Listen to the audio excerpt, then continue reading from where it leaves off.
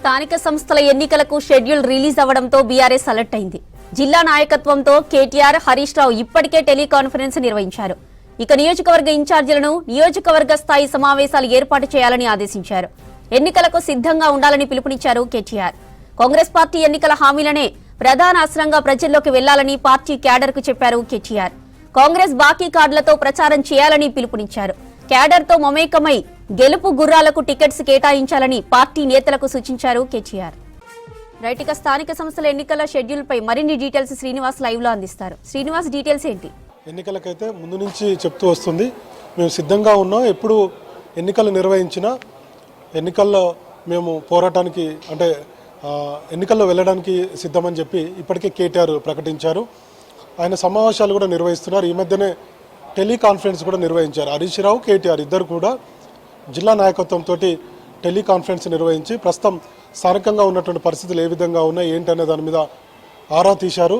ముఖ్యంగా గెలుపు గుర్రాలకే టికెట్లు ఇవ్వాలి, తర్వాత అందరూ కలిసి కట్టుగా పనిచేసి ఖచ్చితంగా ఈ స్థానిక సంస్థల ఎన్నికల్లో బీఆర్ఎస్ అభ్యర్థులను గెలిపించుకునేటువంటి బాధ్యత స్థానిక నేతలదే అని వాళ్ళు చెప్పారు. మొత్తంగా ఒక గ్రౌండ్ వర్క్ను అయితే ప్రిపేర్ చేస్తూ వస్తున్నారు. ఈ మధ్యనే కేటీఆర్ గద్వాల వెళ్ళారు. గద్వాల కూడా స్థానిక సంస్థలకు సంబంధించినటువంటి అక్కడ ఉన్నటువంటి నేతలతోటి సమావేశమయ్యారు, సలహాలు సూచనలు ఇచ్చారు. ఇంకొక వైపు భద్రాచలం నియోజకవర్గానికి సంబంధించినటువంటి నేతలతో తెలంగాణ భవన్లో సమావేశమయ్యారు.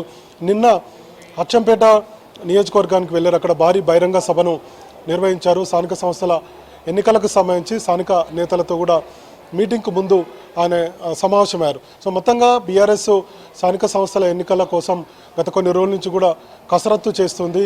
సో ఎట్లా ఏ విధంగా ప్రజల్లోకి వెళ్ళాలన్నటువంటి అంశాల మీద సుదీర్ఘంగా కసరత్తు చేశారు. అయితే 2-3 అంశాలను ప్రధానంగా ప్రజల్లోకి తీసుకువెళ్ళాలి.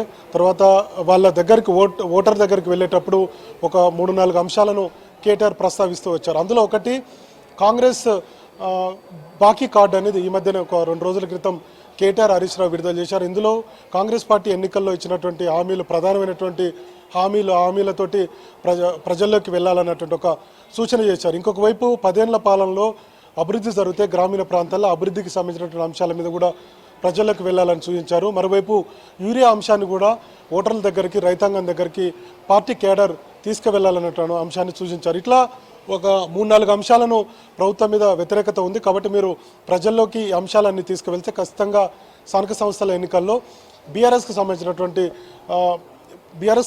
ప్రజాప్రతినిధులు గెలిచే అవకాశం ఉందని ఆయన సూచించడం జరిగింది. ఇంకా మరోవైపు బీఆర్ఎస్కు కొన్ని కష్టాలు కూడా ఉన్నాయి. ఇప్పుడు కాంగ్రెస్ బాకీ కార్డు ఇట్లాంటి కార్యక్రమాలతో ప్రజల్లోకి వెళ్ళాలనుకున్నప్పటికీ బీఆర్ఎస్లో ఉన్నటువంటి సమస్యలు ఏంటంటే ఇప్పటికే 10 మంది ఎమ్మెల్యేలు కాంగ్రెస్ పార్టీలోకి వెళ్ళారు. స్థానికంగా ఉన్నటువంటి నేతలు కూడా కొంతమంది కాంగ్రెస్ పార్టీలోకి వెళ్ళడం జరిగింది. సో దీంతో కొంత గ్రౌండ్లో బీఆర్ఎస్కు స్థానికంగా ఉన్నటువంటి నేతల నుంచి పూర్తి స్థాయిలో సపోర్ట్ ఉంటుందా లేదా అనేది కూడా ఒక చర్చ జరుగుతుంది పార్టీలో.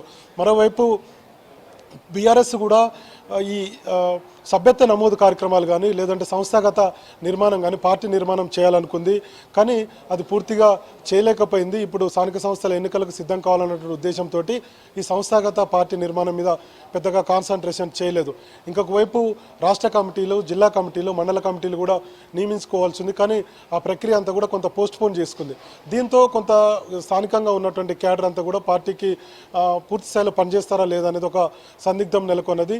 మరోవైపు బీఆర్ఎస్కు సంబంధించినటువంటి కేసులు కావచ్చు, ముఖ్యమైనటువంటి నాయకుల మీద కేసులు కావచ్చు, లేదంటే కాళేశ్వరం సంబంధించినటువంటి కమిషన్ రిపోర్టు అంశాలు కావచ్చు, తర్వాత కేసీఆర్ ఆయన గజ్వేల్ నియోజకవర్గంలో అక్కడ ఉన్నటువంటి వ్యవసాయ క్షేత్రానికే ఆయన పరిమితం కావడం, ఇట్లాంటి కొన్ని మైనస్లు ఉన్నాయి. కానీ బీఆర్ఎస్ నేతలు ఏం చెప్తున్నారంటే ప్రభుత్వం మీద కొంత వ్యతిరేకత ఉంది, తర్వాత ఎన్నికల్లో ఇచ్చినటువంటి హామీలు ఏదైతే ఉన్నాయో అవి పూర్తి స్థాయిలో అమలు కాలేదు కాబట్టి ఖచ్చితంగా మాకు ప్లస్ అయ్యేటువంటి అవకాశాలు ఉన్నాయనేది నేతలు చెప్తున్నటువంటి మాట. మరి చూడాలి, ఇప్పుడు ఎన్నికల షెడ్యూల్ అయితే వచ్చింది, గ్రౌండ్లోకి బీఆర్ఎస్ వెళ్ళబోతుంది. 10 ఏళ్ల పాలనలో జరిగినటువంటి అభివృద్ధి కార్యక్రమాలు చెప్పుకునేటువంటి ప్రయత్నం చేస్తామని చెప్తున్నారు. సేమ్ టైంలో అసెంబ్లీ ఎన్నికల్లో ఓటమి, ఆ తర్వాత పార్లమెంట్ ఎన్నికల్లో ఒక్క సీటు పార్లమెంట్ సీటు కూడా రాకపోవడం, ఇప్పుడున్నటువంటి పరిస్థితుల్లో మరి గ్రౌండ్లోకి ఏ విధంగా వెళ్ళబోతున్నారు. సో కాంగ్రెస్ పార్టీ ఇచ్చినటువంటి హామీలే ఒకే ఒక ఎజెండాగా బీఆర్ఎస్కు అస్త్రంగా మారేటువంటి అవకాశాలు ఉన్నాయనేది పార్టీలో జరుగుతున్నటువంటి చర్చ. మరి గతంలో తీసుకున్నటువంటి నిర్ణయాలు కావచ్చు, లేదంటే అప్పుడు ఎన్నికల్లో ఓటమి, అంటే అసెంబ్లీ ఎన్నికల్లో ఓటమి, తర్వాత పార్లమెంట్ ఎన్నికల్లో కూడా ఆశించినటువంటి ఫలితాలు బీఆర్ఎస్కి రాలేదు, మనకు తెలిసినటువంటి విషయం. ఇంకొక వైపు కవిత ఎపిసోడ్ కూడా, ఇవన్నీ కూడా కొంత పార్టీని ఇరుకాటంలో పెట్టే విధంగా ఉన్నాయి. వీటన్నిటిని దాటుకొని స్థానిక సంస్థల ఎన్నికల్లో బీఆర్ఎస్ వెళ్లాల్సి ఉంది. ఇంకొక వైపు ఇందాక మనం చెప్పినట్టుగా జ్యోతి 10 మంది ఎమ్మెల్యేలు కూడా పార్టీ మారారు. సో చాలా నియోజకవర్గాల్లో పార్టీకి అనుకున్నంత స్థాయిలో బలం లేకపోవడం, ఇవన్నీ కూడా మైనస్గా చెప్తున్నారు. వీటన్నిటినీ ఓవర్కమ్ చేసి స్థానిక సంస్థల ఎన్నికల్లో బీఆర్ఎస్ పోరాటం చేయాల్సినటువంటి పరిస్థితి ఉంది. ఇంకొక వైపు అధికార పార్టీగా కాంగ్రెస్ ఉంది. సో ఖచ్చితంగా వాళ్ళ అనుకూలమైనటువంటి ఫలితాలు రాబట్టేందుకు ప్రయత్నాలు జరుగుతుంటాయి. మరోవైపు ప్రతిపక్ష పార్టీలో బీఆర్ఎస్ ఉంది. గతంలో జరిగినటువంటి పరిణామాలు ఇవన్నీ కూడా చూసుకొని గ్రౌండ్లోకి వెళ్లాల్సినటువంటి పరిస్థితి. సో పూర్తి స్థాయిలో ఇప్పుడున్నటువంటి క్యాడరు పార్టీకి సహాయ సహకారాలు అందిస్తుందా? ఎందుకంటే అధికార పార్టీ ఎప్పుడైనా బీఆర్ఎస్లో ఉన్నటువంటి క్యాడర్ని తన వైపు తిప్పుకున్నటువంటి ప్రయత్నాలు చేస్తుంది. సో ఇట్లాంటి పరిస్థితుల్లో పూర్తి స్థాయిలో నిలబడి క్యాడర్ని కాపాడుకొని స్థానిక సంస్థల ఎన్నికలకు పార్టీ వెళ్ళగలుగుతుందా, ఆశించినటువంటి ఫలితాలు సాధించగలుగుతుందా అనేది కొంత పార్టీలో జరుగుతున్నటువంటి చర్చ. సో ఓవరాల్గా అయితే కాంగ్రెస్ పార్టీ ఇచ్చినటువంటి హామీల మీదనే ప్రధాన ఎజెండాగా గ్రౌండ్లోకి వెళ్ళాలని బీఆర్ఎస్ అనుకుంటుంది. ఒకవైపు ఈ మధ్యనే 2 రోజుల క్రితం కేసీఆర్ కూడా ముఖ్యమైనటువంటి నాయకులతోటి ఆయన ఫామ్ హౌస్లో సమావేశమయ్యారు. స్థానిక సంస్థల ఎన్నికల అంశాలు కావచ్చు, తర్వాత జూబ్లీహిల్స్ ఉప ఎన్నిక, ఈ 2 ఎన్నికల మీద ఆయన పార్టీ నేతలకు దిశానిర్దేశం చేశారు. కేటీఆర్ రెగ్యులర్గా జిల్లా నాయకత్వంతో, మండల నాయకత్వంతో ఆయన టచ్లో ఉంటున్నారు. ఇంకొక వైపు హరీష్ రావు కూడా స్థానిక నేతలతోటి, జిల్లా నాయకులతోటి కూడా ఆయన టచ్లో ఉంటూ టెలికాన్ఫరెన్స్ నిర్వహిస్తున్నారు. పార్టీలో ఇప్పుడున్నటువంటి పరిస్థితి ఎలా ఉంది, గెలిచినటువంటి ఎమ్మెల్యేల నియోజకవర్గంలో ఏ విధంగా పార్టీ పరిస్థితులు ఉన్నాయి, అట్లనే ఓడిపోయినటువంటి ఎమ్మెల్యేల నియోజకవర్గాల్లో ఎంత మేరకు క్యాడర్ ఉంది, ఇంకా క్యాడరు పార్టీ మారినటువంటి పరిస్థితులు ఏ విధంగా ఉన్నాయి, తర్వాత అవసరమైతే ఇప్పుడు కొంతమంది పార్టీ మారేటువంటి అవకాశాలు ఉంటాయి కాబట్టి సో వాళ్ళందరినీ కూడా కాపాడుకునేటువంటి ప్రయత్నం ఒకవైపు చేస్తున్నారు. సో ఇప్పుడు స్థానిక సంస్థల ఎన్నికలు బీఆర్ఎస్కు కొంత సవాల్గా మారాయని చెప్పుకోవచ్చు. ఎందుకంటే రానున్నటువంటి ఇంకా 3 ఏళ్ళు సాధారణ ఎన్నికలకు సమయం ఉంది. ఇట్లాంటి పరిస్థితుల్లో కొంత క్యాడర్ను కాపాడుకోవాలన్నా, తర్వాత పార్టీని బలోపేతం చేసుకోవాలనుకున్నా, రానున్నటువంటి రోజుల్లో ప్రజల్లో బీఆర్ఎస్ బలంగా ఉంది అని చెప్పుకోవాలనుకున్నా, ఇప్పుడు స్థానిక సంస్థల ఎన్నికలు బీఆర్ఎస్కు ఒక సవాల్గా మారాయని చెప్పుకోవచ్చు.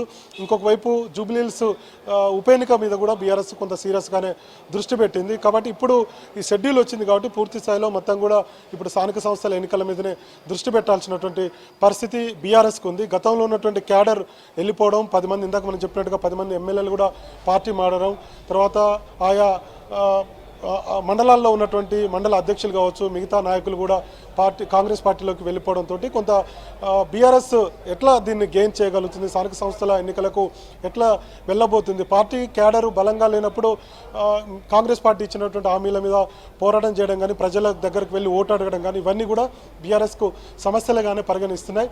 మరి చూడాలి. ఇప్పుడు షెడ్యూల్ అయితే విడుదలైంది. బీఆర్ఎస్ నాయకులందరూ కూడా, ముఖ్యమైనటువంటి నాయకులు, అట్లనే జిల్లాలో ఉన్నటువంటి నాయకులు, మండల స్థాయి నాయకులందరూ కూడా వాళ్ళందరినీ కూడా బీఆర్ఎస్ అధినాయకత్వం అలర్ట్ చేసింది. కాబట్టి కేటీఆర్, ఇంకొక వైపు హరీష్ రావు, వీళ్ళిద్దరే కొంత సీరియస్గా తీసుకొని జిల్లా నాయకత్వంతో టెలికాన్ఫరెన్స్ మరి కాసేపట్లో నిర్వహించేటువంటి అవకాశం ఉంది. ఎట్లాగో షెడ్యూల్ వచ్చింది కాబట్టి పార్టీ క్యాడర్ని కాపాడుకున్నటువంటి ప్రయత్నం ఒకవైపు, తర్వాత రానున్నటువంటి ఇప్పుడు జరిగేటువంటి స్థానిక సంస్థల ఎన్నికల్లో మెజారిటీ ఎంపీటీసీ, జెడ్పీటీసీలు గెలుచుకునేందుకు ఒక వ్యూహం అయితే రూపొందించుకునేటువంటి అవకాశాలు అయితే ఉన్నాయి. ఇది బీఆర్ఎస్కు సంబంధించినటువంటి స్థానిక సంస్థల ఎన్నికలకు సంబంధించినటువంటి తాజా అప్డేట్స్. జ్యోతి.